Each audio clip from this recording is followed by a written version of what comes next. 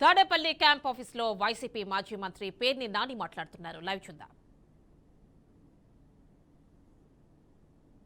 Bharatiya Janata party వాళ్ళందరినీ కూడా ఇళ్లలో కూర్చోబెట్టి ఇవాళ ఎలక్షన్ టికెట్లు ఎవరికి ఇచ్చిందో ఒకసారి మీరు చూశారు. మొత్తం నింపేసింది ఆవిడ.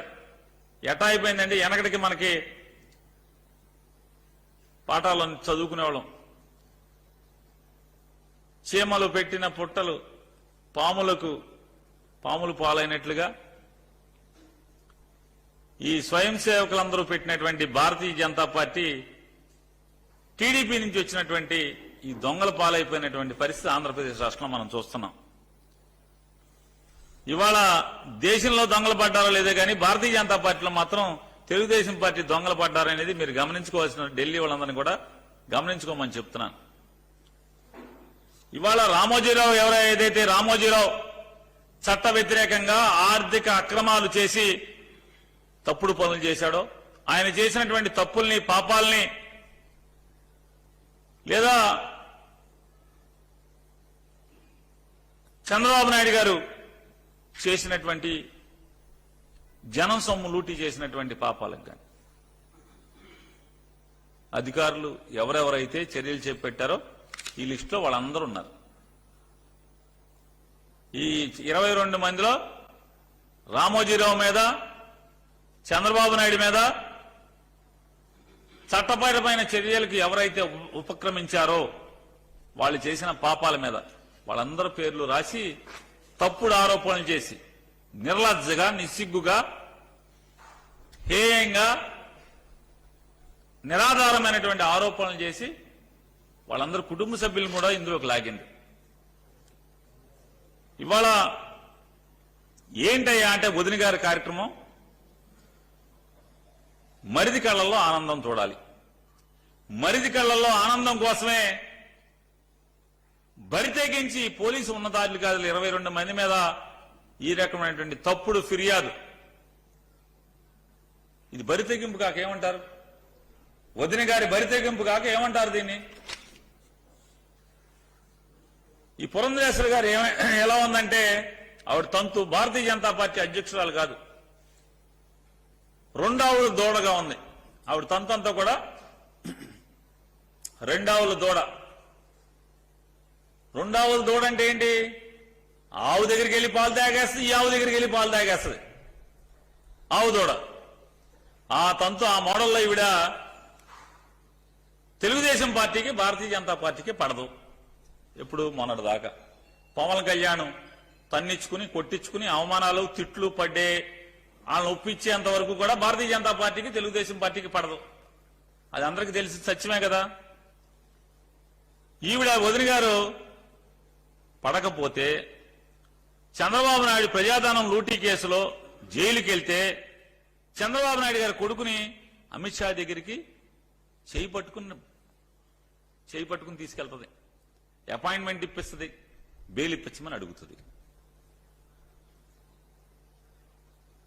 అంటే అందరూ అడిగారు, అమ్మా నువ్వు భారతీయ జనతా పార్టీ అధ్యక్షురాలు కదా, మీ పార్టీకి ఆడ పార్టీకి పడదు కదా, ఒక భారతీయ జనతా పార్టీకి ఒక రాష్ట్ర అధ్యక్షురాలుగా మీకు పడనటువంటి ప్రత్యర్థి రాజకీయ పార్టీ జాతీయ కార్యదర్శిని, ప్రధాన కార్యదర్శిని, ఆ పార్టీ ప్రధాన కార్యదర్శిని తీసుకెళ్లి నువ్వు ఎందుకు ఈ రకమైన మధ్యవర్తిత్వం చేశావు అని అడిగితే మా చెల్లెలు కొడుకు వచ్చేశాడు. చెల్లెలు కొడుకుని తీసుకెళ్లాను, తండ్రి డబ్బులు తినే జైల్లో ఉన్నాడు, అందుకని మా చెల్లెలిని కొడుకుని బెయిల్ అడగటానికి తీసుకొచ్చాను.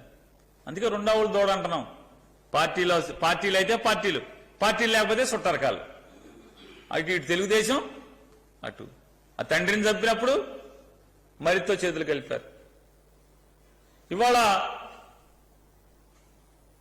పేదలందరిపై పెత్తందారులు చేసేటువంటి పోరాటంలో మరి తరపున మళ్లీ బయలుదేరావు ఒకాలు తప్పుచ్చుకుని. ఇంతకన్నా గనురాలు ఎవరుంటారు చెప్పండి?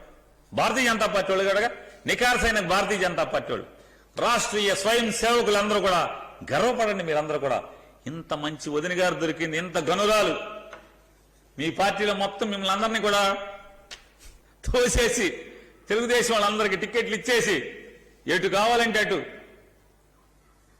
తెలుగుదేశం పార్టీ కార్యదర్శిని తీసుకెళ్లి బెయిల్ కోసం మీ పెద్దలతో కలపగలదు. గట్టిగా నిలదీస్తే మా చెల్లెలు కొడుకు అంటది, మీకు పిల్లలు లేరా, మీకు చెల్లెలు లేరా అంటది. అటువంటి గనురాలు ఈవిడ. పేర్ని నానిగా కృష్ణా జిల్లా వైఎస్ఆర్ కాంగ్రెస్ పార్టీ అధ్యక్షుడిగా ఈ రాష్ట్ర ఎన్నికల నిర్వహణ ముఖ్య అధికారిని నేను ప్రశ్నిస్తున్నాను.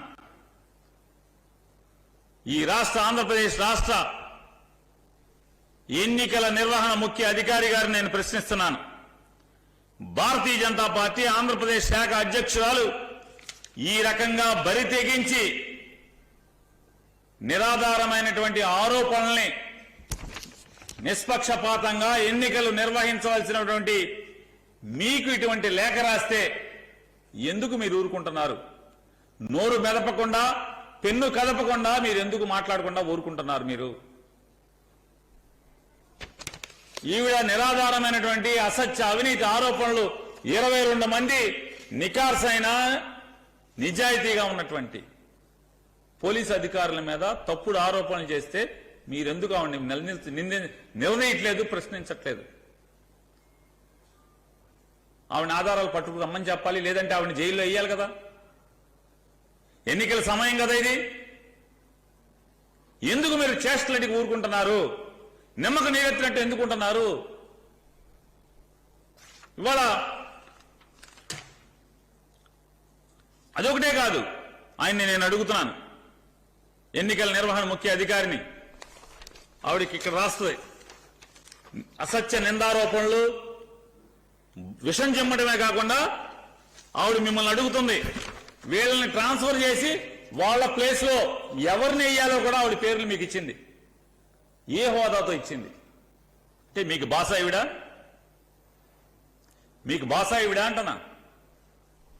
మీరెందుకు మాట్లాడట్లేదు?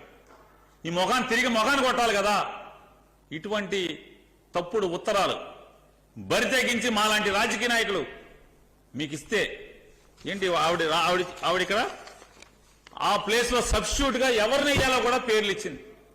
ఈ రాష్ట్ర డీజీపీని తీసి ఎవరిని వేయాలి, ఇంటెలిజెన్స్ డీజీని తీసి ఎవరిని వేయాలి, ఐజీలను తీసి ఎవరిని వేయాలి, డిఐజీలను తీసి ఎవరిని వేయాలి, ఎస్పీలను తీసి ఏ జిల్లాకి ఎవరిని ఎస్పీగా వేయాలి. ఈ బరితెగింపు కాదా ఇది? ఏ హోదాలో ఎన్నికల నిర్వహణ ముఖ్య అధికారికి ఇటువంటి తప్పుడు ఒక రాజకీయ నాయకురాలు